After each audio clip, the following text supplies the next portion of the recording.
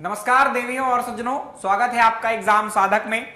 आइए हम अपनी क्लास की शुरुआत करते हैं यह जानकर कि हम आज क्या पढ़ने वाले हैं। तो आपको जैसा पीछे दिख रहा होगा, मध्य प्रदेश के प्रमुख साहित्यकार या मध्य प्रदेश में साहित्यकार। तो मध्य प्रदेश में कौन कौन से प्रमुख साहित्यकार हुए और उनकी क्या प्रमुख कृतियां हैं, जैसा कि हमारे सिलेबस में स्पष्टतः लिखा हुआ है कि मध्य प्रदेश के प्रमुख साहित्यकार एवं उनकी कृतियां।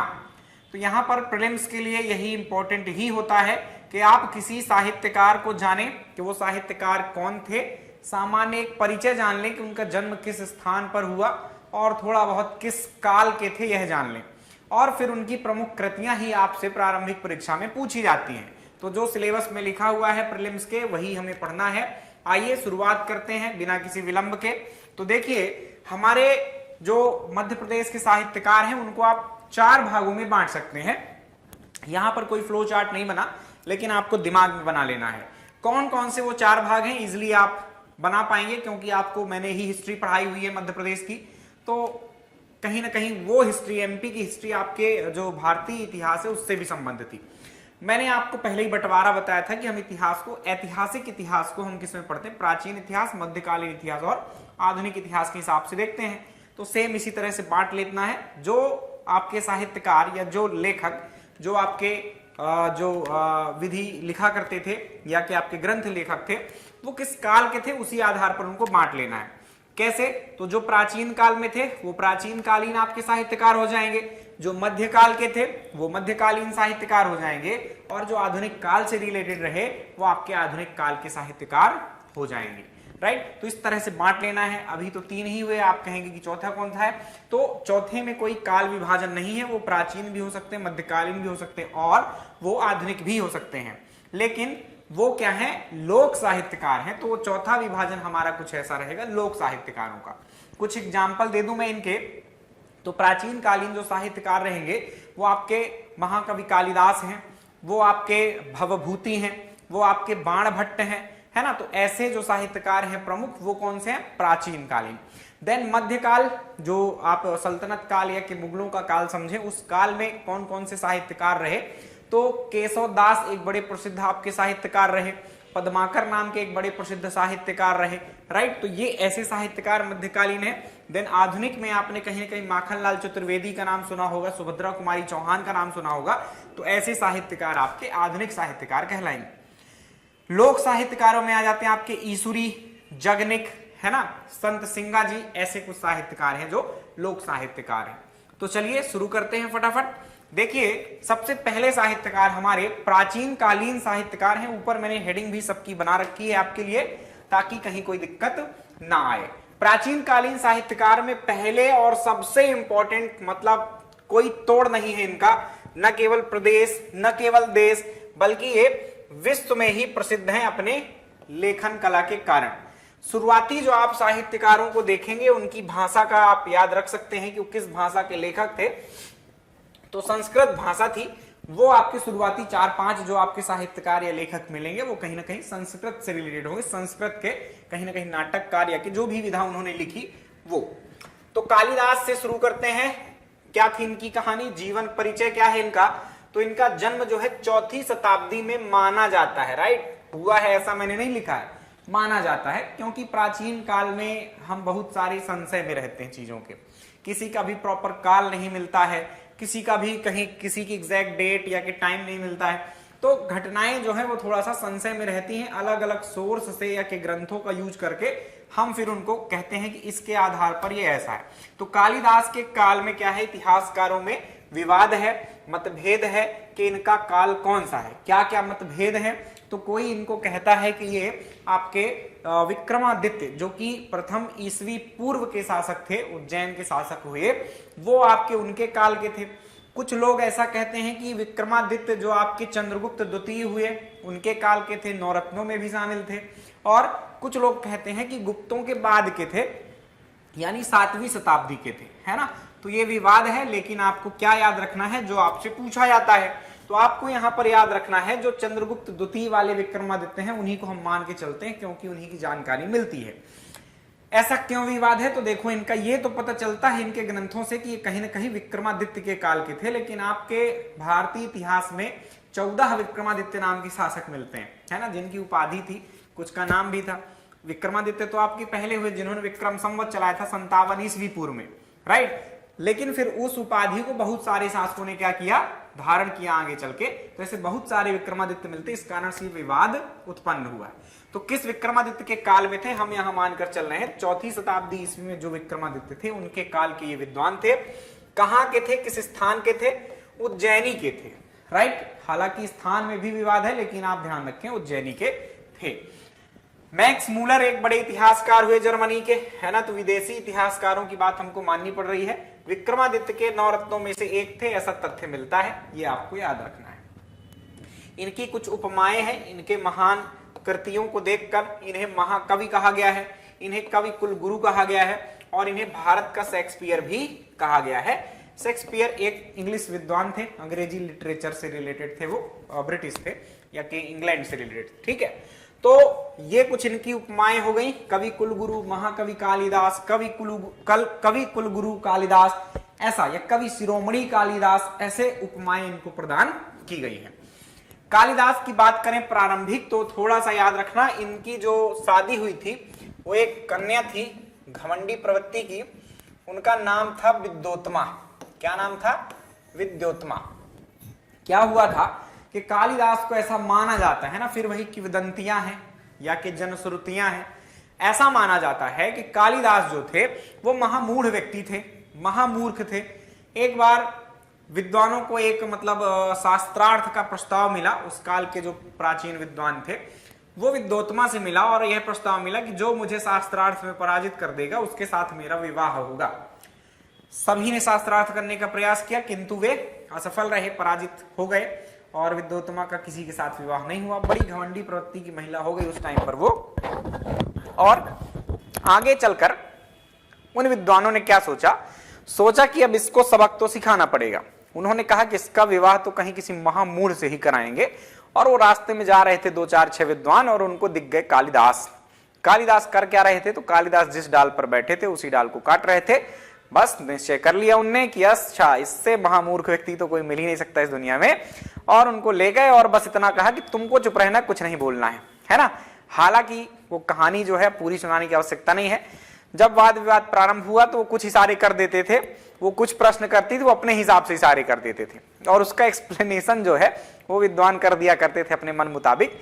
विद्योत्मा उनको विद्वान समझकर फिर विवाह के लिए राजी भी हो गई।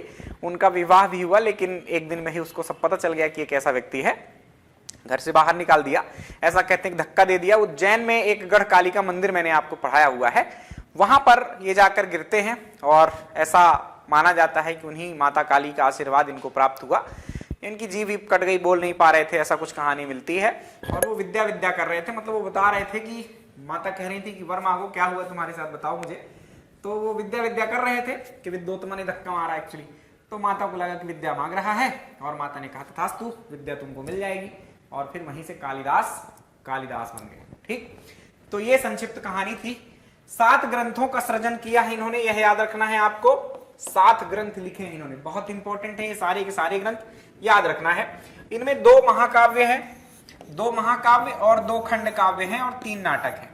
महाकाव्य थोड़ा बड़े होते हैं, किसी भी व्यक्ति के पूरे जीवन की बातें होती हैं, या कि सही अर्थों में बताना चाहूं तो 7 या 8 सर्ग से ऊपर के जो आपके काव्य होते हैं उनको क्या कह देते हैं? महाकाव्य। जैसे कि आपका इनमें कुछ कुमार संभवम में 19 सर्ग हैं, और रघुवंशम में लगभग 17 सर्ग हैं। तो सर्गों की संख्या के आधार पर वो महाकाव्य डिसाइड होते हैं, या कि ऐसा सिंपली कह दीजिए कि किसी एक व्यक्ति के पूरे जीवन काल की गाथा को बता दिया जाए, राइट। खंड काव्य में किसी एक खंड के, किसी भी व्यक्ति के जीवन के किसी एक विशेष खंड का वर्णन कर दिया जाए तो उसे खंड काव्य कहते थे, राइट। तो महाकाव्य इन्होंने 2 लिखे, एक लिखा है कुमार संभवम और दूसरा लिखा है रघुवंशम। क्या लिखा है? कुमार संभवम और रघुवंशम नाम के आपके 2 महाकाव्य लिखे। मेघदूतम एक ये इनका खंड काव्य है, और ऋतु संहारम ये आपके 2 खंड काव्य हो गए। नाटकों की बात करें तो मालविकाग्निमित्रम, विक्रमो वर्षीयम और अभिज्ञान शाकुंतलम, इन्होंने 3 नाटक भी लिखे, बड़े पॉपुलर हैं। इनमें से सबसे जो महत्वपूर्ण रचना है, सर्वश्रेष्ठ रचना मानी जाती है, इसको आप याद रखना है कि अभिज्ञान शाकुंतलम को इनकी सर्वश्रेष्ठ रचना माना जाता है। और जो ऋतु संहारम है ये इनकी प्रथम रचना मानी जाती है, राइट, प्रथम कृति। तो ये कुछ बातें थी आपके कालिदास के संदर्भ में। ये कुछ कुछ जैसे कि रघुवंशम है, रघुवंशम में जो रघुकुल है, भगवान राम का जो वंश है ना, भगवान राम के पिता दशरथ, दशरथ के पिता अज, अज के पिता और बहुत सारा इनके वंश में है। तो बहुत सारे व्यक्ति, जो कुछ व्यक्ति महत्वपूर्ण है, जैसे कि आपके मारीच है ना, ऋषि मारीच है। उनके बाद कहीं आपके आ जाते हैं मंधाता, आपको मैंने कहीं कहीं इनका सबका उल्लेख किया हुआ है। और उसके अलावा भगीरथ हो जाते हैं, दिलीप हो जाते हैं, अग्निवर्ण हो जाते हैं। ऐसे बहुत सारे जो आपके भगवान राम के वंश में लोग हुए थे, उन सब का वर्णन इस ग्रंथ में मिलता है। ठीक, मेघदूतम में एक गंधर्व को सजा मिल जाती है, इंद्र अपने यहाँ से भगा देते, कुबेर उनको यहाँ से भगा देते हैं। और वो अपनी प्रेमिका, ये मतलब देव रामगिरी पर्वत है ना, कहाँ है ये, तो सरगुजा जिले में है आपके छत्तीसगढ़ में। वहां से संदेश जाता है मेघों के द्वारा, है ना, मेघदूतम इसका नाम है, मेघों के द्वारा हिमालय तक, राइट। तो ये कुछ उस पर बेस्ड एक कथा है। और ऋतु संहारम, बहुत सारी ऋतुओं का वर्णन किया गया है, 6 ऋतुओं का, और बहुत सारे पशु पक्षियों का भी वर्णन इसमें मिलता है हमको। मालविका अग्निमित्रम, विदिशा के शासक थे एक शुंग वंश के अग्निमित्र, और उनकी प्रेमिका जो थी मालविका, उनको लेकर ये आपका ग्रंथ लिखा गया है। विक्रम और पुरुरवा नामक शासक को लेकर विक्रमो वर्षीयम, और शकुंतला और आपके दुष्यंत, राजा दुष्यंत और शकुंतला की प्रेम कहानी अभिज्ञान शाकुंतलम में लिखी गई है। तो ऐसे कुछ संक्षिप्त में बातें हैं जो मैंने बता दी। कुमार संभवम अब छूट रहा है तो उसको भी देख लो, जब सब बता दिया है। तो कुमार संभवम में जो है शिव पार्वती के विवाह का बढ़िया वर्णन है। तारकासुर का वध करते हैं आपके कार्तिकेय के जन्म की कथा, तारकासुर का वध, ये सब वर्णन आपको कुमार संभव मिल जाता है, राइट। तो ये कुछ बातें थी आपके इनके ग्रंथों की, कुछ एक्स्ट्रा तथ्य याद रख लेना। ऋतु संहारम इनका प्रथम कृति थी, और सर्वश्रेष्ठ रचना जो है वह है आपकी अभिज्ञान शाकुंतलम। तो ये थी बात कालिदास की। आइए अगले महान लेखक की ओर चलते हैं। संस्कृत के मूर्धन्य कवि थे, यह ध्यान रखना है आपको। अगले थे हमारे भर्तहरि। क्या नाम है इनका? भर्तहरि। राजा लगा देंगे तो और इनका सम्मान बढ़ जाएगा, राजा भर्तहरि। तो राजा भर्तहरि का जीवन परिचय की बात करें तो देखो, ये कुछ प्रारंभिक जो विद्वान हुआ करते थे, अपनी उल्लेख नहीं किया करते थे। महाकवि भास हो गए, कालिदास हो गए, भर्तहरि हो गए, भारवी हो गए, ऐसे बहुत सारे साहित्यकार हुए जो अपना उल्लेख ही नहीं करते थे अपने ग्रंथों में कि मैं कब पैदा हुआ, कहाँ का हूँ, क्या मेरे माता पिता, तो इनकी जानकारी ही नहीं मिलती है। उस काल के दूसरों ने कुछ उल्लेखित कर दिया तो कर दिया, अन्यथा फिर बहुत कम जानकारी इनकी प्राप्त होती है। तो भर्तहरि के भी संबंध में ऐसे ही विवाद हैं आपके, जैसे कि कालिदास के संबंध में थे। ठीक, तो थोड़ा थोड़ा जो जानकारी मिलती है वो अपन देख रहे हैं, प्रारंभिक जानकारी है ना, बाद में तो फिर उनके ग्रंथ तो मिल ही रहे हैं। तो एक ग्रंथ है प्रबंध चिंतामणि, है ना, मेरुतुंग द्वारा लिखा गया था, जैन एक अनुयायी थे। प्रभावक चरित, तो 2 ग्रंथ हैं आपके, प्रबंध चिंतामणि और प्रभावक चरित। इनके अनुसार ऐसा माना जाता है कि ये उज्जैनी के राजा हुए, 12 वर्ष तक इन्होंने राजकाज संभाला, और उसके पश्चात अपने अनुज यानी छोटे भाई विक्रमादित्य को शासन सौंपकर क्या हो गए, चले गए आपके कहां, सन्यासी बन गए। तो अब ये कौन विक्रमादित्य है, पीछे मैं बता चुका हूं, वही कहानी है सेम, कि पता ही नहीं चलता है ये कौन से विक्रमादित्य हैं। ठीक है, फिर भी जो इनका काल माना जाता है यही लगभग कालिदास के आसपास काल मानिए, 4वीं-5वीं सदी ईसवी, है ना। तो ये काल माना जाता है लगभग गुप्त काल का ही काल है, तो वही शायद चंद्रगुप्त द्वितीय ही रहे हो, है ना। तो विक्रमादित्य में विवाद है कौन से हैं, पर आप याद रखिए 4वीं-5वीं सदी के व्यक्ति हैं। ये जब संन्यास धारण कर लिए तो गुरु गोरखनाथ इनके गुरु हुए। नाथ संप्रदाय के ये महान गुरु थे, गुरु गोरखनाथ, इनसे इन्होंने शिक्षा प्राप्त की। चुनार उत्तर प्रदेश में एक जगह है, यहाँ पर इन्होंने साधना की, इनकी साधना स्थली मतलब तप स्थली थी चुनार। और राजस्थान में जो सरिस्का नाम का स्थान है, सरिस्का नाम का स्थान है, ये इनकी समाधि स्थली रही है। ये सब फैक्ट्स हैं, पूछे जाते हैं। ठीक, तो कहाँ के थे, उज्जैन के थे। चुनार में इनकी क्या थी, साधना स्थली थी। सरिस्का में इनको समाधि है इनकी, इनके गुरु का नाम गोरखनाथ था, यानी कि किस संप्रदाय से संबंधित थे, ये नाथ संप्रदाय थे। तो 12 गुरुओं के नाम मिलते हैं प्रमुख नाथ संप्रदाय में, उनमें से एक भर्तहरि का भी नाम आता है, तो उनको आप याद रखेंगे, नाथ संप्रदाय में महत्वपूर्ण स्थान देंगे। इनके नाम से गुफाएं भी परमार काल में बनाई गई थी आपके उज्जैन में, भर्तहरि की गुफाएं, तो वो भी किस चीज का केंद्र है, नाथ संप्रदाय के अनुयायियों का केंद्र होती है, वहां नाथ संप्रदाय आपको देखने को मिल जाएंगे। रचनाओं की अब बात हमें करना है। भर्तहरि को त्रिशतकों का या शतक त्रय, त्रिशतकें शतक, या ऐसा पूछा जाए कि निम्नलिखित में से किस व्यक्ति को शतक त्रय का जनक माना जाता है, तो वो आपके भर्तहरि है। शतक त्रय का मतलब क्या है, 3 इनके ऐसे ग्रंथ हैं जिसमें 100 श्लोक शामिल है, जैसे कि ये नीति शतक है 100 श्लोक, जैसे कि श्रृंगार शतक है 104 श्लोक, वैराग्य शतक है 107 श्लोक। तो सबसे इंपॉर्टेंट बात, सबसे जो खास है पूछे जाने वाली रचनाओं में, तो ये 3 तो सबसे इंपॉर्टेंट है जो शतक त्रय कहलाते हैं, नीति शतक, श्रृंगार शतक और वैराग्य शतक। इनकी कहानी सुन लो तो ये याद हो जाते हैं, इनको कनेक्ट करना हो ऐसा सत्य नहीं है। इनकी पत्नी हुई, उनका भी नाम याद तो था मुझे पर कोई बात नहीं, आप समझिए, इनकी रानी थी। इनकी रानी जो थी इनसे प्रेम नहीं करती थी, वो किसी सैनिक से प्रेम किया करती थी, है ना। और वो जो सैनिक था वो रानी से नहीं करता था, वो किसी वेश्या से प्रेम करता था। तो एक ऐसी कहानी मिलती है, अनुश्रुति मिलती है, जनश्रुति मिलती है कि राजा को एक फल मिलता है जिससे हमेशा कोई युवा बना रह सकता है। तो उन्होंने अपनी रानी को दिया, क्योंकि वो बहुत प्रेम करते थे अपनी रानी से, पिंगला नाम था उनकी रानी का, है ना। रानी पिंगला को इन्होंने क्या दिया, वो फल दिया। रानी ने सोचा कि अरे मेरे किस काम का है ये काया, है ना, क्या रहूंगी जवान बनकर, युवा रहकर, मैं अपने प्रेमी को दे देती हूँ, वो युवा रहेगा हमेशा और राज्य की रक्षा भी करेगा, सैनिक है, तो उसको दे दिया जाता है। सैनिक चूंकि क्या करता था, प्रेम करता था एक वेश्या से, और उसने सोचा कि मैं क्या करूंगा, इतने युद्ध लड़ता हूँ, इतने घाव लेकर जिंदा रहने का क्या ही मतलब है। तो उसने सोचा कि मैं जिससे प्रेम करता हूँ उसको दे देता हूँ, उसने दे दिया वेश्या को। और वेश्या का जीवन वैसे भी नरक माना जाता है। वेश्या ने कहा कि इस घटिया से जीवन को लेकर मैं इसको युवा रहकर करूंगी क्या, है ना। तो उसने सोचा कि इतने महान मेरे राजा हैं, राजा को मैं दे देती हूँ, वो यदि रहे आएंगे, बने रहेंगे, तो हमारे देश में जो प्रजा इतनी सुखी है वो बनी रहेगी। तो पहुंच जाती हूँ फल लेकर राजा के पास। ऐसी कहानी इनको सुनकर, मतलब जब उनको पता चला सच्चाई का कि ऐसी कुछ कहानी बन चुकी है, तो उन्होंने संन्यास धारण करना उचित समझा और अपने अनुज विक्रमादित्य को उन्होंने राजकाज सौंपा और चले गए सन्यासी बनने, और चुनार में जाकर साधना की। सरिस्का में इनको क्या है, इनकी समाधि बनी हुई है। ठीक, ये कहानी थी। तो अब देखो शुरुआत में क्या था, ये प्रेमी थे, है ना, प्रेम, या पहले राजा थे, तो राजा का काम नीतियां बनाना है और उनको लागू करना है। तो नीति शतक आप समझ लीजिए इन्होंने लिखा, है ना, लिखा बाद में ये सब, पर कनेक्ट करिए कहानी से, नीति शतक। देन प्रेम था इनको, श्रृंगार रस का संबंध प्रेम से है ना, तो श्रृंगार शतक लिखा इन्होंने।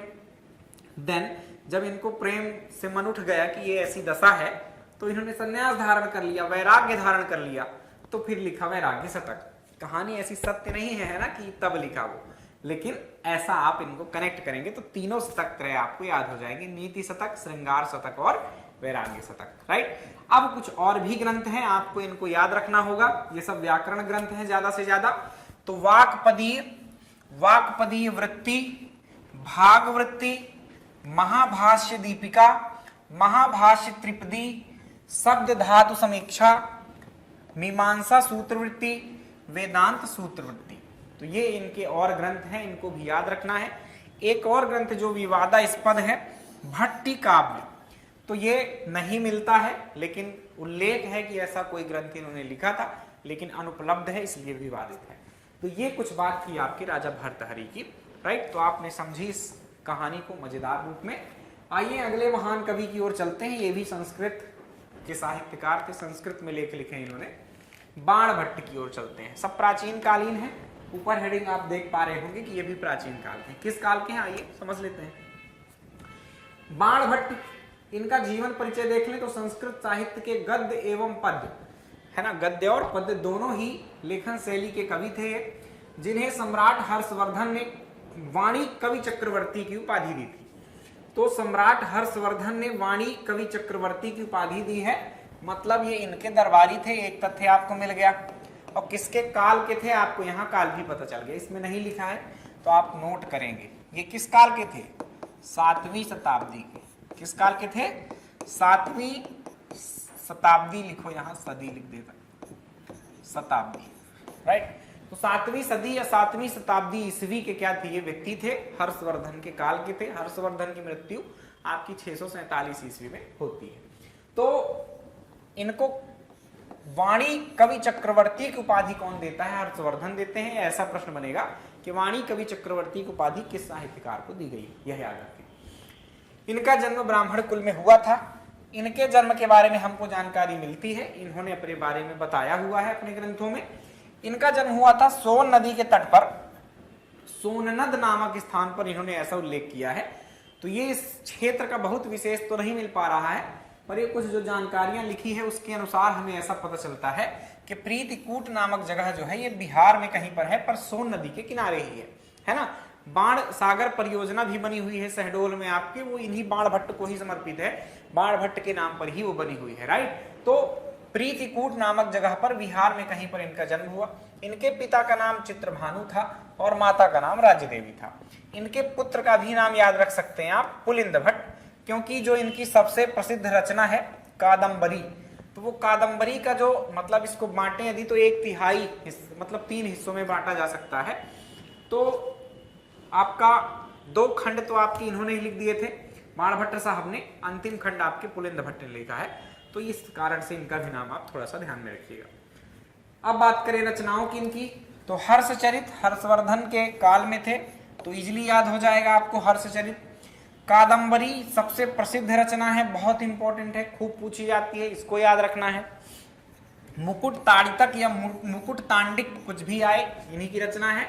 इसमें जो दुर्योधन था, है ना, दुर्योधन को मारकर भीम ने उसके मुकुट को तहस नहस कर दिया, उस संबंध में एक बढ़िया नाटक मिलता है। चंडिका शतक भी इन्हीं की रचना है, या चंडी शतक इसको कहते हैं, राइट। तो ये 4 आपके ग्रंथ हैं जो कि लिखे हैं आपके बाण भट्ट ने। तो ये ग्रंथ याद रखना है और उनके सामान्य से परिचय को याद रखना है, यहीं से प्रश्न आपके पूछे जाते हैं। आगे बढ़े तो अगले जो हमारे महान कवि हैं, प्राचीन कालीन कवि ही हैं, वो है भवभूति। कुछ नाम आप कंफ्यूज हो सकते हो कि भाई ये एमपी में तो इनका जन्म ही नहीं हुआ है, तो क्यों ऐसा, तो कहीं ना कहीं ये एमपी से संबंधित रहे हैं, इसलिए एमपी में पढ़े जाते हैं। और नहीं पढ़े जाएं, नहीं पैदा हुए, मैं कहता हूं कोई दिक्कत नहीं, आपके इसमें पूछे जाते एग्जाम में, आपको इसलिए पढ़ना है, ठीक, सीधी सी बात। भवभूति की बात करें, पुस्तकों में यही है और पूछा जाता है, जो पुस्तकों में लिखा होता है तो वही हमको पढ़ना होता है, हमें तो सिलेक्शन लेना है। भवभूति, तो ये भी महान संस्कृत कवि थे, कालिदास से तुलना की जा सकती है इनकी। इनका वास्तविक नाम श्रीकंठ याद रखें, इसके अलावा इनका एक और नाम मिलता है अम्बेक। तो जो इनके आसपास के लोग थे, जो इनके आसपास के लेखक थे, वो इनको अम्बेक नाम से जानते थे। इनके पिता का नाम नीलकंठ था और इनकी माता का नाम जातुकर्णी था। 7वीं शताब्दी ईस्वी के आसपास इनका जो काल है वो स्वीकार किया जाता है। तो लगभग हमें अब लास्ट के शासकों के यानी कि साहित्यकारों के नाम मिल रहे हैं कि वो कब के थे। देन कल्हण कृत राजतरंगिणी, कल्हण एक बहुत प्रसिद्ध आपके साहित्यकार हुए, उनका एक ग्रंथ है राजतरंगिणी। उसमें कन्नौज के शासक यशोवर्मन का इन्होंने दरबारी बताया है कि भवभूति जो थे वो कन्नौज के शासक यशोवर्मन के क्या थे, दरबारी कवि थे। कन्नौज पास में ही है, ग्वालियर के आसपास। तो इनकी एक रचना है बहुत प्रसिद्ध, मालती माधव। आपको मैंने पढ़ाया था नागवंश, है ना, नागवंश की एक राजधानी बनी थी पद्मावती, जो कि ग्वालियर के दक्षिण पूर्व में है। तो उसी पद्मावती का उल्लेख जो है, उस नगर का वर्णन इन्होंने मालती माधव में कर रखा है। और एक मालती नामक नायिका थी और माधव नामक एक नायक था, इन दोनों की प्रेम कहानी वहां पर वर्णित की गई है इनके ग्रंथ में। तो ये आपको याद हो जाना चाहिए। कन्नौज के शासक यशोवर्मन का इनको क्या प्राप्त था, राजाश्रय प्राप्त था। इनके गुरु का नाम प्रसिद्ध कुमारिल भट्ट तथा ज्ञाननिधि, तो ये इनके शिष्य थे, यानी कि कुमारिल भट्ट और ज्ञाननिधि इनके गुरु का नाम था, यह याद रखें। अन्य रचनाओं की बात करें तो मालती माधव के अलावा महावीर चरित्र भगवान राम पर बेस्ड है, जो कि वीर रस प्रधान है ना, महावीर चरित नामी है उसका। उत्तर रामचरित ये एक दुखांत नाटक है।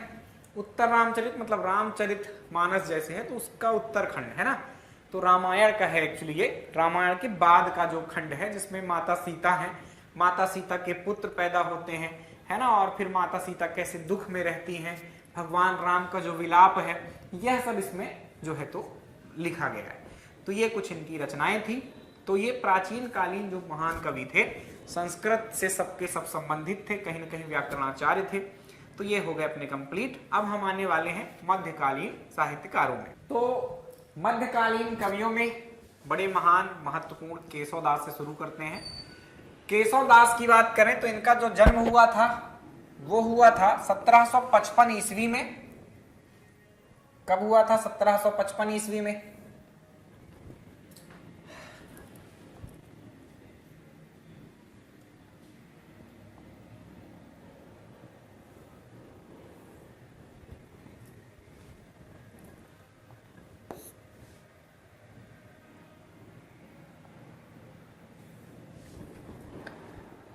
समय लगभग आप याद रख लेना कब के थे, 18वीं सदी के थे ऐसा।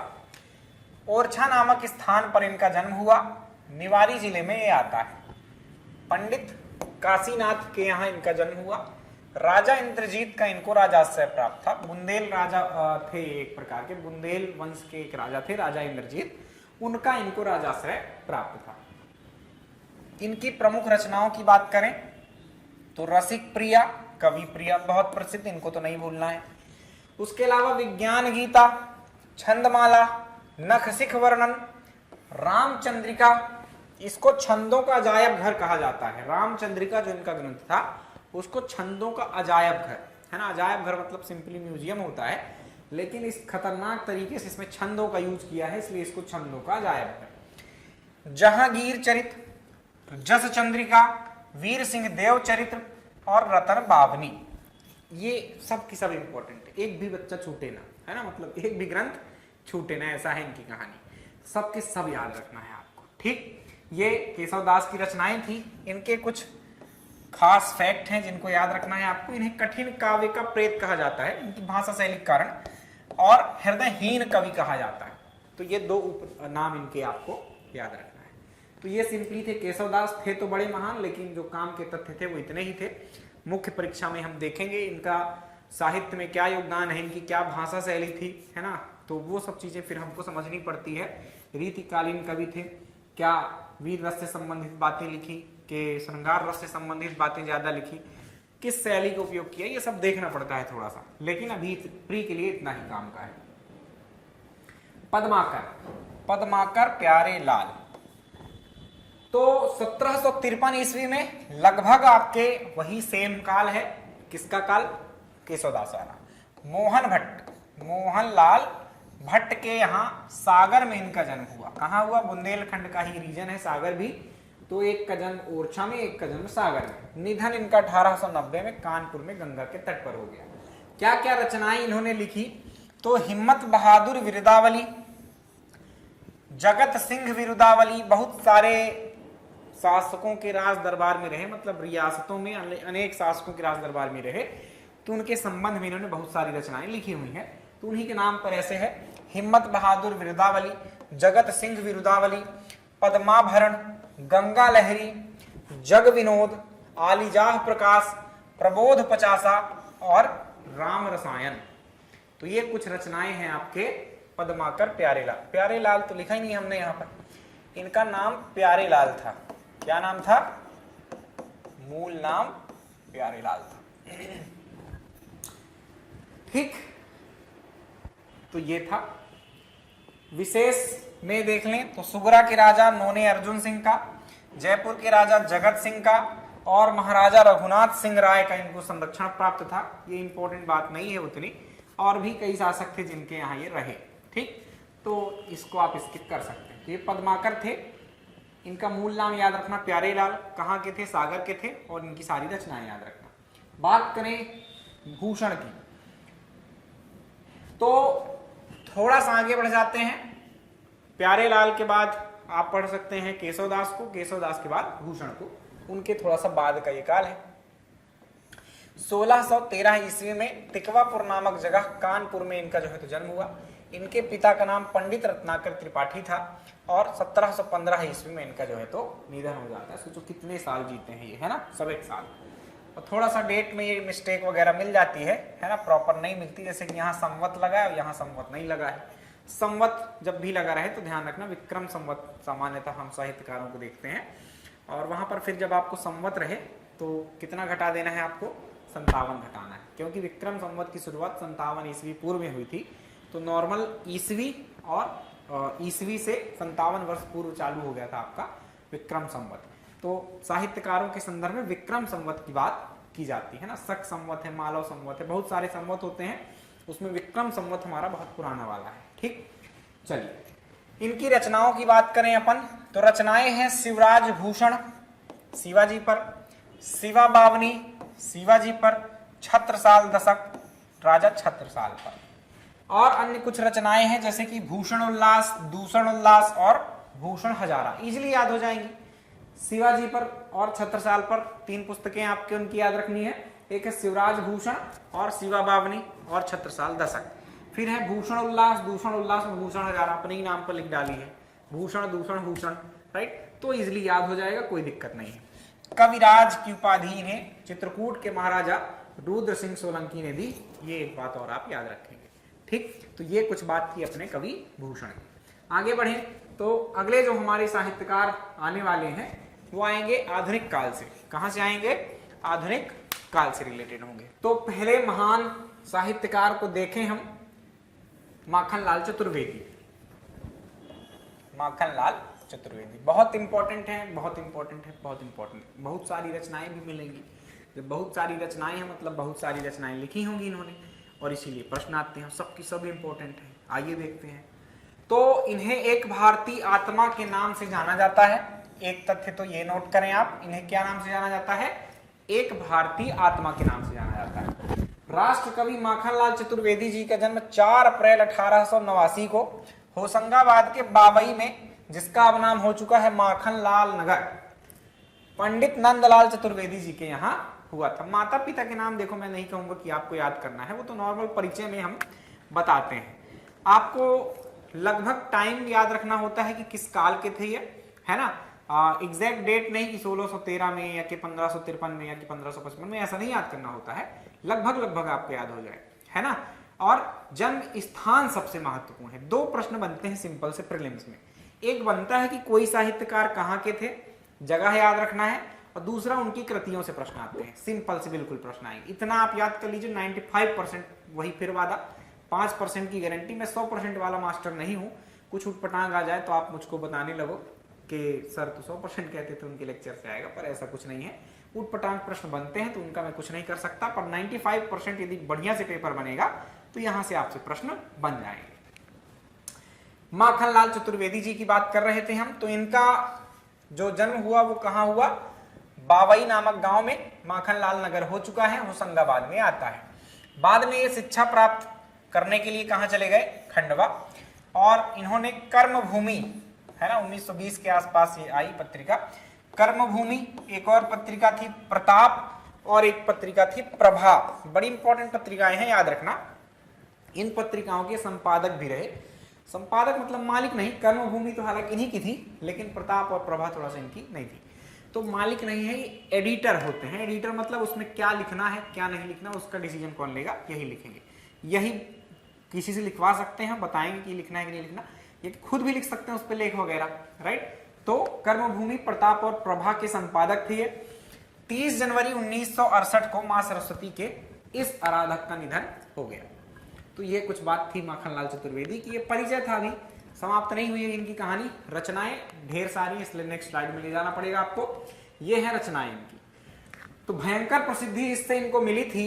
वो इनकी एक रचना थी, बचपन में आपने पुस्तकों में जरूर पढ़ी होगी, पुष्प की अभिलाषा, है ना। तो चाह नहीं मैं, वो वाली आपने कविता सुनी होगी ना, चाह नहीं मैं सुरबाला के गहनों में गूथा जाऊं। वो वाली रचना मुझे पूरी याद नहीं है, बचपन में ही कभी पढ़ी थी। एक लाइन याद आ गई, यही बहुत है। पुष्प की अभिलाषा वही वाली ये कविता है। और ये इससे बहुत भयंकर प्रसिद्धि इनको प्राप्त हुई थी।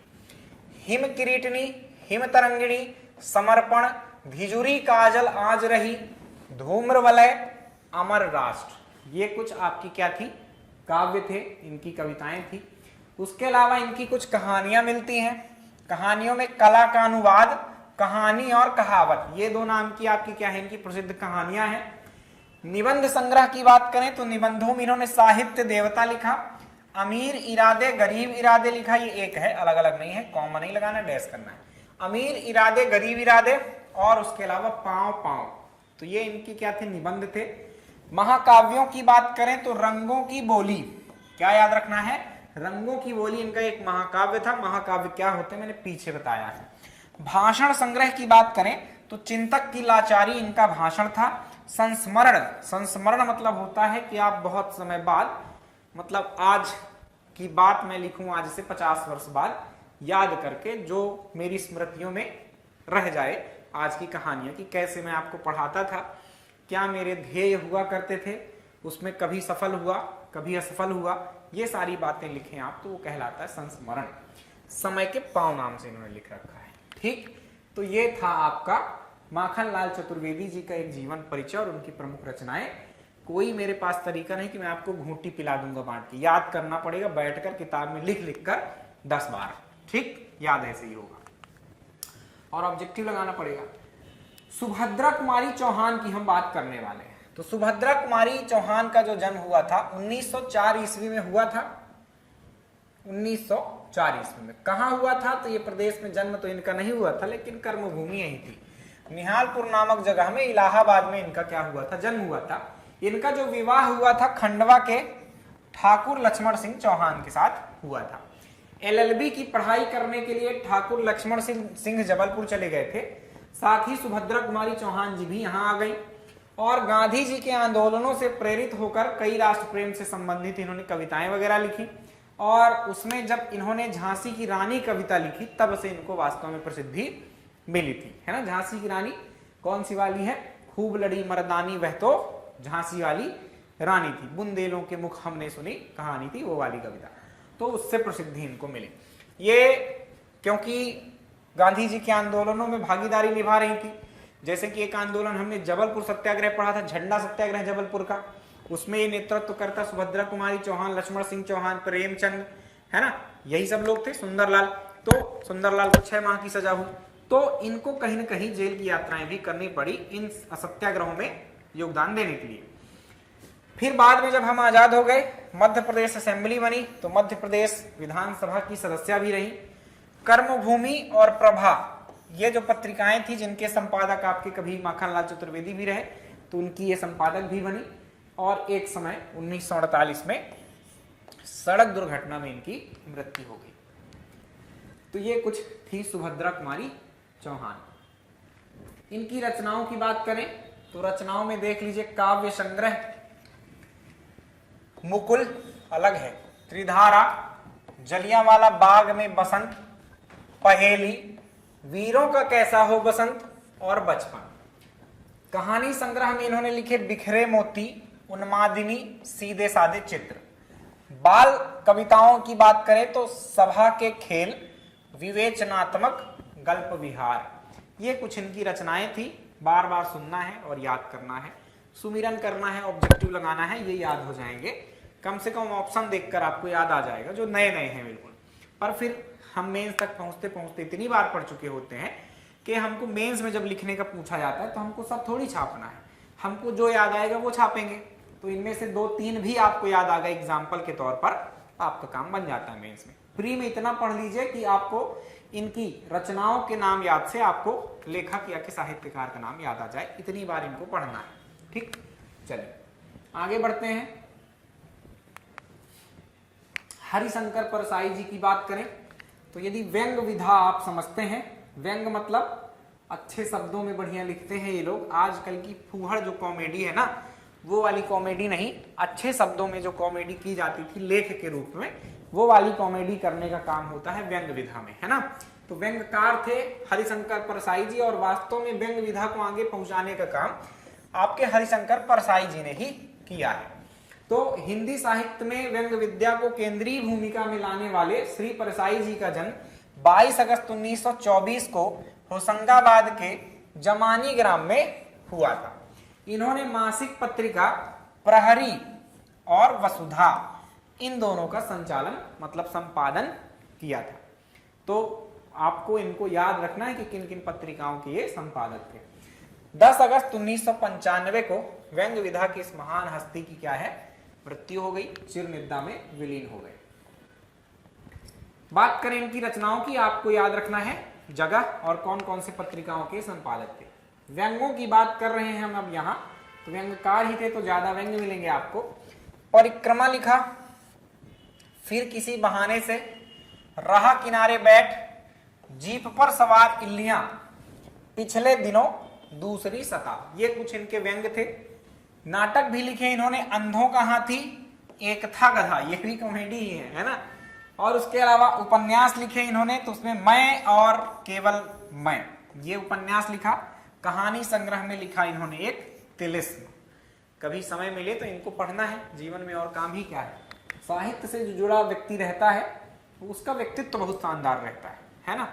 तो यदि आपको अपना व्यक्तित्व निखारना है, सुधारना है, एक बढ़िया जीवन शैली जीना है, तो आपको एक तो ईश्वर की साधना करनी होगी, ईश्वर से जुड़ना पड़ेगा, भगवत प्रेमी बनना पड़ेगा और साहित्य से जुड़ना पड़ेगा। आपका जीवन बहुत शानदार चलेगा। कितनी भी टेंशन होगी लेकिन आप शांत रहेंगे हमेशा, कोई टेंशन नहीं हो, मतलब टेंशन है लेकिन टेंशन नहीं है। यदि ऐसा जीवन व्यतीत करना है आपको, तो आप दो चीजों से जुड़ सकते हैं। एक तो साहित्य से जुड़ जाइए, साहित्य पढ़ना शुरू कर दीजिए, और दूसरी चीज आप ईश्वर से जुड़ जाइए, भगवत प्रेमी सज्जन बन जाइए। ठीक, तो कहीं ना कहीं आपकी जो चिंताएं हैं आप उससे मुक्त हो जाएंगे। आइए आगे बढ़ते हैं। बाल कृष्ण शर्मा नवीन जी की बात करें। कवि का जन्म हुआ था 8 दिसंबर 1897 को, शाजापुर जिले के भयाना में हुआ था। शाजापुर जगह में भयाना गांव है, वहां पर हुआ। जगह जरूर याद रखना है, बाल कृष्ण शर्मा नवीन। 29 अप्रैल 1960 ईस्वी को इनका निधन हो गया। और इनकी रचनाओं की बात करें तो एक महाकाव्य है बड़ा प्रसिद्ध इनका उर्मिला, और एक खंड काव्य है प्राणार्पण। तो प्राणार्पण है ना, प्राण होते हैं, प्राण धन अर्पण बराबर प्राणार्पण। तो आप जो पढ़ना चाहें, प्रोनाउंसिएशन में दिक्कत आ रही है कर लेना। अन्य की बात करें तो अपलक, रश्मि रेखा, हम विस्पाई जन्म के, विनोबा स्तवन, झूठे पत्ते, कुमकुम। तो ये कुछ इनके अन्य क्या थे, रचनाएं थी। इन पर माखनलाल चतुर्वेदी और गणेश शंकर विद्यार्थी का व्यापक प्रभाव रहा, तथा बाल गंगाधर तिलक के विचारों से भी ये प्रभावित थे। तो थोड़ा सा ये बात एक्स्ट्रा याद रखना, किसके समकालीन थे। बात करें आगे भवानी प्रसाद मिश्र साहब की, तो होशंगाबाद जिले के खिरकिया ग्राम के थे, जो कि वर्तमान में हरदा जिले में आता है। किस ग्राम के थे, खिरकिया। तो भवानी प्रसाद मिश्र जी जो थे वो भी कहीं ना कहीं होशंगाबाद से संबंधित थे, और वर्तमान में वो हरदा अलग जिला बन चुका है, तो हरदा में आता है अब गांव ये। 1985 में इनका निधन हो गया था। इनकी रचनाओं को मैं रीड कर रहा हूं, ध्यान से सुनिए। गीत फरोश, चकित है दुख, अंधेरी कविताएं, बुनी हुई रस्सी, गांधी पंचसती, कमल के फूल, सन्नाटा, सतपुड़ा के घने जंगल। तो जंगल में सन्नाटा तो होता ही है, और सन्नाटे में रची जाती हैं कविताएं, है ना, या बुनी जाती हैं कविताएं, ऐसा कह दीजिए। तो ये दो चार तो ऐसे ही याद हो गई, देखो ऐसे ही कनेक्ट करना है आपको। अनाम तुम आते हो, पांव एवं पंख, जल रही सड़कों पर बत्तियां। तो ये कुछ आपके क्या थी, रचनाएं थी इनकी, ढंग से याद कर लेना। भारत छोड़ो आंदोलन में भाग लिया, कारावास में थे यानी जेल में थे, तब भी इन्होंने रचनाओं का सृजन किया। अगले हैं हमारे शिवमंगल सिंह सुमन जी। शिवमंगल सिंह सुमन जी कहाँ के थे, सबसे पहली बात तो झगरपुर जिला, झगरपुर के थे। झगरपुर कहाँ है, तो उन्नाव जिला में। उन्नाव कहाँ है, तो उत्तर प्रदेश में है। 1915 में इनका जन्म हुआ था। इनकी कर्मस्थली मध्य प्रदेश ही रही है। विक्रम विश्वविद्यालय में लंबे समय तक उप कुलपति रहे थे। इनकी रचनाओं की बात करें तो हिल्लोल, प्रलय सृजन, विश्वास बढ़ता गया, पर आंखें भरी नहीं, मिट्टी की बारात, काठ का सपना, जीवन के गान, विंध्य हिमालय, युग का मूल। ये इनकी कुछ रचनाएं हैं। तो मैं दो रचनाएं बताकर ट्रिक बता देता, उससे बेटर मैं समझता हूं कि जो जितना आपसे पूछे जाने की संभावना है सारी बात आप समझें। थोड़ा सा ज्यादा हो जाता है, याद करने में कठिनाई आती है, लेकिन एक ही बार आपको तैयारी करना है। अधूरी तैयारी करोगे 5 साल तक यहीं व्यतीत कर दोगे, कोई मतलब नहीं। तो पढ़ो तो एक बार ही याद कर लो अच्छे से, है ना। एक बार अच्छे से कर लिया तो फिर ये भूलते नहीं है, आपको कहीं ना कहीं दिमाग में क्लिक कर जाते हैं। बात करें अगले गजानन माधव मुक्तिबोध की, तो सबसे इंपॉर्टेंट बात जो है, जन्म वन्म छोड़ो इनके, 1917 ध्यान रखना, श्योपुर के थे, बस ये याद रखना। श्योपुर जिला है ना, एक शिवपुरी है और एक श्योपुर है, मुरैना के पड़ोस में। 1964 में इनकी डेथ हो गई थी। रचनाओं की बात करें तो चांद का मुंह टेढ़ा कर दो, एक साहित्यिक की डायरी, नई कविता का आत्मसंघर्ष, नए निबंध, भूरी भूरी खाक धूल, नए साहित्य का सौंदर्य शास्त्र, कामायनी एक पुनर्विचार, भारत इतिहास और संस्कृति। ये इनकी कुछ प्रमुख रचनाएं थी। गजानन माधव मुक्तिबोध साहब कहाँ के थे? तो श्योपुर कला के थे, ये इंपॉर्टेंट बात है। अगले महान लेखक की बात करें तो आचार्य नंद दुलारे वाजपेयी जी, ये अपने एमपी में जन्म नहीं हुआ था इनका, कहाँ हुआ था? मगर यार नाम की जगह में, जिला उन्नाव उत्तर प्रदेश में हुआ था। गोवर्धन लाल वाजपेयी के यहाँ पैदा हुए थे। काशी हिंदू विश्वविद्यालय, मतलब जो बीएचयू है वर्तमान में, बनारस हिंदू विश्वविद्यालय, उसमें हिंदी के प्रोफेसर थे और 1967 में इनकी मृत्यु हो गई। क्या इनकी प्रमुख रचनाएं हैं? हिंदी साहित्य, 20वीं शताब्दी, आधुनिक साहित्य, नए प्रश्न, राष्ट्रभाषा की कुछ समस्याएं, राष्ट्रीय साहित्य एवं अन्य निबंध, प्रकीर्णिका, हिंदी साहित्य सृजन, समीक्षा, रीति और शैली, हिंदी साहित्य का संक्षिप्त इतिहास। तो ये कुछ इनकी क्या थी? रचनाएं थी। मतलब अलग ही समझ में आ रहा है, कुछ साहित्य साहित्य करके आ रहा है ना। जहां साहित्य, राष्ट्र, ऐसी कुछ चीजें आए तो आप समझ लेना ये आचार्य नंद दुलारे वाजपेयी साहब की। कुछ कनेक्ट तो करना पड़ेगा आपको इनको याद करने के लिए, अन्यथा भूल जाएंगे, क्योंकि इतने सारे साहित्यकार हैं, इधर को उधर हो जाता है। तो इसकी कोई ट्रिक नहीं है, बार बार बोल रहा हूं, एक ही ट्रिक है, याद करना है बार बार और ऑब्जेक्टिव लगाना है इस टॉपिक के, है ना। अलग अलग पुस्तकों से 10 बार लगा डालिए, लेकिन लगाइए तभी याद होंगे। एक बार सिर्फ नोट्स से आप देखकर पढ़ लोगे, 3 दिन बाद भूल जाना है। जो याद भी रहेंगे तो माखनलाल चतुर्वेदी जी की रचनाएं पहुंच जाएंगी सुभद्रा कुमारी चौहान में, सुभद्रा कुमारी चौहान की पहुंच जाएंगी आपके हरिशंकर परसाई में, सब उल्टा पुल्टा हो जाता है। तो जब बहुत बार हम पढ़ते हैं तब जाकर ये कहीं याद होते हैं। मुल्ला रमूजी, ये थोड़ा सा अलग दिख रहे हैं आपको, इनकी रचनाएं भी अलग हैं तो परेशानी नहीं है, याद हो जाएंगे। गुलाबी उर्दू के जनक माने जाते हैं मुल्ला रमूजी। 21 मई 1896 में भोपाल में जन्म हुआ था इनका। इंपॉर्टेंट क्या है, कहाँ के थे? तो भोपाल के थे। उसके अलावा इनकी मृत्यु 1952 में हुई, सुपुर्दे खाक कर दिया गया, है ना। रचनाएं की बात करते हैं, बहुत सारी रचनाएं हैं। शुरुआत कहीं से करते हैं, लाठी से। औरत जात, औरत जात, लाठी और भैंस, गुलाबी उर्दू, गुलाबी जंग, सुबह की लताफत, इंतखाबे गुलाबी उर्दू, मजनुआ गुलाबे उर्दू, निकालात गुलाबे उर्दू। तो कहीं ना कहीं गुलाबे उर्दू आ रहा है। तो ऐसी कोई रचना की बात आए तो मुल्ला रमूजी याद रखना है आपको। फिर है औरत जात, लाठी और भैंस है, जिंदगी है, अंगूरा है, खवातीन सवाने मुल्ला रमूजी, दीवाने मुल्ला रमूजी, शादी, सिफा खाना। तो ऐसे कुछ आप इनको याद करिएगा।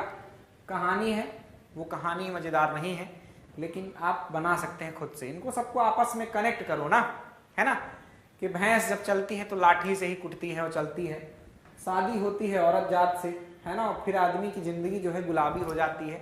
ऐसा कहीं ना कहीं कहानी आपको ढूंढना पड़ेगा, तलाशना पड़ेगा। मेरे मन में कहानियां हैं, मैंने अपनी बना रखी है, उटपटांग है, मैं नहीं सुना सकता। आप अपने से इसको रचें, अपनी रचना को आप बाहर निकालें, आप खुद रचनाकार हो सकते हैं। ठीक, तो याद करने के तरीके आप खोजेंगे। प्रदेश सरकार ने संस्कृत भवन का नाम मुल्ला रमूजी के नाम पर रखा हुआ है, एक और तथ्य है। तो ये कहीं थे आपके मुल्ला रमूजी साहब। कुछ आपके लोक साहित्यकार हैं, बस इनको पढ़कर अपन अपनी क्लास का अंत करते हैं। देख लेते हैं फटाफट कौन से लोक साहित्यकार हैं। लोक साहित्यकार में सबसे पहले हैं आपके ईश्वरी जी। तो वही कहानी वही है सेम कि कहाँ के थे, क्या रचनाएं रची है, यही प्रश्न आते हैं सीधे प्रीलिम्स में। तो बुंदेलखंड के थे ये, झांसी जिला बुंदेलखंड में ही आता है, वो अभी यूपी में आता है। ठीक है, मौरानीपुर के मेढ़की गांव में भोलाराम तिवारी के यहाँ क्या हुआ था, इनका जन्म हुआ था। बचपन में ही इनके माता पिता का निधन हो गया था। मामा थे इनके भूमिहर नायक, इनके यहाँ जो है तो इनका लालन पालन हुआ और इनका विवाह हुआ था श्यामा नाम की स्त्री से। तो इनकी पत्नी जो थी वो श्यामा थी, लेकिन इनको प्रेम जो था वो रजऊ नाम की स्त्री से था। तो यह भी आपको याद रखना है। तो ये एक रचना है। हो गयो संग हमारो तेरो प्यारी, मुख ना फेरो, ईसुर जो मन पूरे, हो गयो रजऊ तुम्हारे चेरो। तो ऐसे आप अपनी टोन बना सकते हैं, मैंने अपनी बनाई हुई है। तो ये एक रचना में आपको रजऊ का नाम दिखाई दे रहा है। इनकी ऐसी कई रचनाएं हैं, या कई चीजें ऐसी इन्होंने लिख रखी है जिसमें रजऊ का नाम ही आता है, इनकी पत्नी श्यामा का नाम नहीं आता। तो प्रेमी है। चलिए, कहाँ के थे? झांसी के थे, यह याद रखना है। बुंदेलखंड अपने एमपी से भी जुड़ा हुआ है, तो काफी सारी इनकी कहानियां भी एमपी से जुड़ी हुई है। तो ज्यादा जो थी इनकी चीजें वो कहीं ना कहीं इन्होंने कुछ संकलन नहीं किया, कुछ लिखा नहीं है। बाद के लोगों ने इनको क्या है, इनकी चीजों को संकलित किया। क्या क्या संकलित हुई? तो फाग के लिए जाने जाते थे। ईसुरी की फागे नाम से कृष्णानंद गुप्ता ने संकलन किया। फाग के लिए प्रसिद्ध है, ध्यान रखना, ये पूछा जाता है। ईसुरी प्रकाश जो ग्रंथ है, पंडित गौरी शंकर द्विवेदी द्वारा इनकी चीजों को संकलित किया गया इस ग्रंथ में। और लोकेंद्र सिंह नागर के द्वारा ईसुरी सतसई नाम का ग्रंथ जो है वो लिखा है। तो इनकी जो बातें थी, जो इन्होंने लोगों को सिखाया बताया, वो सब कहाँ संकलित है? दूसरे लोगों के द्वारा संकलित है। कभी पूछा जाए कि फाग के लिए कौन से साहित्यकार या लोक साहित्यकार प्रसिद्ध हैं, तो वो आपकी ईसुरी ही है। ईसुरी की फागों के नाम से उनकी जो फागे हैं वो प्रसिद्ध हैं। और इन्हें बुंदेलखंड का जयदेव कहा जाता है। एक जयदेव महान साहित्यकार थे। तो ये कुछ बात थी आपकी ईसुरी के संदर्भ में। बात करें हम अगले साहित्यकार की, तो अगले साहित्यकार हैं हमारे जगनिक। जगनिक किस काल के हैं? तो देखो ये बहुत प्राचीन वाले हैं। किस काल के? तो सोचो चंदेल काल के हैं। चंदेल काल में किनके काल के? तो राजा का नाम यहां लिखा होगा परिमल देव। नरेश परमल देव के दरबारी थे, राइट। तो परमल देव के ऊपर इन्होंने परमल रासो लिखा। परमल देव के दो सेनापति थे, ये आल्हा खंड नामक ग्रंथ उन पर लिखा गया है। तो ये आल्हा खंड विश्व की सबसे बड़ी लोक गाथा है। एक तथ्य ऐसा भी आपको याद रखना है ना, महोबा के राजा थे और आल्हा खंड इन्होंने लिखा है। इनकी जो रचनाएं हैं वो वीर रस प्रधान थी। आल्हा खंड कभी सुनना आप लोग यूट्यूब में डालकर, आल्हा और उदल की बढ़िया कहानी है ना। तो बड़े मतलब वीरता की बात समझ में आती है आपको ना। वीर रस में क्या होता है, आपके रग रग में मतलब खून दौड़ने लगेगा। जैसे आप बैठे हैं तो शून्य रहता है, धीमा संचार होता है, लेकिन आप उसे गति प्रदान कर सकते हैं ऐसे महान कुछ लेखों को पढ़कर सुनकर। कवि चंद बरदाई जगनिक के समकालीन थे। तो जैसे चंद बरदाई ने आपका क्या लिखा था, पृथ्वीराज रासो, उसी तरह से इन्होंने परमल रासो जिनके काल के दरबारी कवि थे उनको लिखा है। संवत इनका 1230 संवत है, ये है ना 1230। इसको आप 57 वर्ष पीछे करेंगे तो आपको किसका काल दिख जाएगा? आपको परिमल देव का काल दिख जाएगा। ठीक, चलिए, तो ये कुछ कहानी थी आपकी किसकी, जगनिक साहब की। इनकी रचनाओं की बात कर ली है हमने, आल्हा खंड और परमल रासो। घाघ नाम के एक प्रसिद्ध आपके क्या रहे, वैज्ञानिक रहे। वैज्ञानिक तो नहीं थे, ये सामान्य व्यक्ति ही थे, लेकिन इनको कहते कृषि वैज्ञानिक है। क्यों कहते थे? क्योंकि इनको बहुत जानकारी थी किसकी, भूगोल की। भूगोल में भी जलवायु विज्ञान की इनको बहुत जानकारी थी। जलवायु विज्ञान में भी जो वृष्टि अपन पढ़ते हैं उसमें भी जल वृष्टि जो अपन पढ़ते हैं, तो जल वृष्टि की बहुत जानकारी थी, है ना। तो कब वर्षा होगी कब नहीं होगी, बादल देखकर ये सब बता दिया करते थे। मिट्टी में क्या कुछ उगेगा, ऐसी सारी जानकारियां भी ये दे दिया करते। तो इन्हें कृषि वैज्ञानिक कहते हैं। कृषि से रिलेटेड में बहुत सारी बातें हमें बताई हुई हैं सामान्य बोलचाल की भाषा में। ये लोक कवि रीतिकालीन सूक्तिकार कहे जाते हैं। सम्राट अकबर ने इन्हें चौधरी की उपाधि दी थी, तो अकबर के काल के हैं, आप ये भी याद रखें। इनका जो पूरा नाम था वो घाघ भंडारी था। तो इनकी जो रचना है वो घाघ भंडारी की कहावतें थी। तो अपनी सारी बातें जो कृषि से रिलेटेड ही होती थी वो इन्होंने क्या कही है, कहावतों के रूप में बताई है। तो इनके रचना का संकलन जो है किया गया है, इन्होंने ही किया या किसी और ने किया पता नहीं, बस आप ये याद रखें घाघ भंडारी की कहावतें। जैसे ये एक एग्जाम्पल है, करिया बादल जी डरावे, भूरा बादल पानी लावे, राइट। शुक्रवार की बादरी शनिचर की छां, घाघ कहे सुन घाघनी बिन बरसना जाए। तो ये बता देते थे कौन से बादल बरसेंगे कौन से नहीं। जेठ मास जे तपे निराशा, तो जानो बरखा की आशा। यदि जेठ मास अच्छा तपेगा तो समझो कि बरखा अच्छी होगी। तो ये बढ़िया सी एक कहावत। तो अब हम चलते हैं अंतिम लोक साहित्यकार में, संत सिंगा जी। ये आपके एक महान संत भी थे, लोक साहित्यकार के रूप में भी जाने जाते हैं। तो कहां के थे? निमाड़ अंचल के थे। निमाड़ अंचल में भी कहां के थे आपको तो यह भी याद रखना है, बड़वानी जिले से। कहां के थे? बड़वानी जिले से। मेला में अपन ने इनके बारे में पढ़ा भी था। इनके पिताजी का नाम था भीमा और माता जी का नाम था गौरीबाई। आपको इनसे कोई मतलब नहीं है। निमाड़ अंचल में अलौकिक पुरुष, एक होता है जो यह लोक है, इहलोक, यह लौकिक है ना जिसे कहें, अलौकिक जो इस लोक के नहीं है ना, मतलब ईश्वर से रिलेटेड समझिए आप। तो निमाड़ अंचल का अलौकिक पुरुष के नाम से जाने जाते हैं। इनके गुरु का नाम मनरंग था, यह याद रखें। इनकी जो मृत्यु हुई थी पिपल्या खुर्द, जो कि वर्तमान खरगोन में है। इस कारण से यहाँ संत सिंगा जी का मेला भी लगता है। संत सिंगा जी का निधन हुआ था यहाँ पर, इसलिए शरद पूर्णिमा के दिन सिंगा जी का मेला यहाँ लगता है। रचनाएं, संत सिंगा जी पढ़े लिखे थे नहीं, लेकिन लोकवाणी को उनको संकलित किया गया है। किस प्रकार से? तो साखी भजन, उपदेश, आत्मध्यान, दोषबोध, ये न याद हो कोई बात नहीं, ये मिलते जुलते हैं, कुछ संख्याओं से रिलेटेड चीजें हैं, जैसे कि 7 बार, 15 तिथि, 12 मासी, इसके अलावा नरद, शरद, देश की वाणी। तो ये कुछ याद कर लेना, इजी है। ठीक, तो ये इनकी रचनाएं थी जो इन्होंने नहीं रची हैं। कबीर के समकालीन माने जाते हैं, यह बात इंपॉर्टेंट है। ठीक, तो ये कुछ बातें थी आपके संत सिंगा जी की और साहित्यकारों की। 4 प्रकार के साहित्यकार थे, इसमें मैं कुछ नहीं कर सकता था प्यारे बच्चों। कहानी भी सुनाता तो कितनी सुनाता, इतनी सारी रचनाएं थी, हर रचना को सुना नहीं सकता था, इसलिए केवल रीड किया है। ठीक, निचोड़ कंक्लूड कर दें क्लास को। 4 भागों में जो बांटा था, प्राचीन साहित्यकार, देन मध्यकालीन साहित्यकार, देन आधुनिक साहित्यकार, तो अंतिम एक लोक साहित्यकार। सभी को पढ़ लिया है, इनकी रचनाएं बता दी हैं। पुस्तकों में कहीं ना कहीं कम या ज्यादा या कुछ भी अपने हिसाब से लिखते हैं, क्योंकि इन सबकी रचनाएं केवल इतनी ही नहीं जितनी मैंने लिखी है या जितनी पुस्तकों में लिखी गई। बहुत सारी रचनाएं रची हैं, तो कौन सी महत्वपूर्ण है आप कैसे डिसाइड करेंगे? आप डिसाइड करेंगे अपने अनुभव से, जो मैंने किया है।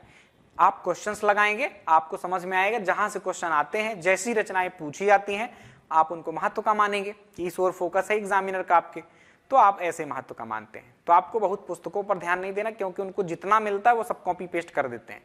ये अनुभव के साथ आया हुआ है। ठीक, तो इनको आपको याद करना है और ऑब्जेक्टिव लगाना है। आज के लिए इतना ही रखते हैं प्यारे बच्चों, ख्याल रखिएगा। मिलेंगे अगली क्लास में अगले नए टॉपिक के साथ। Bye bye, take care.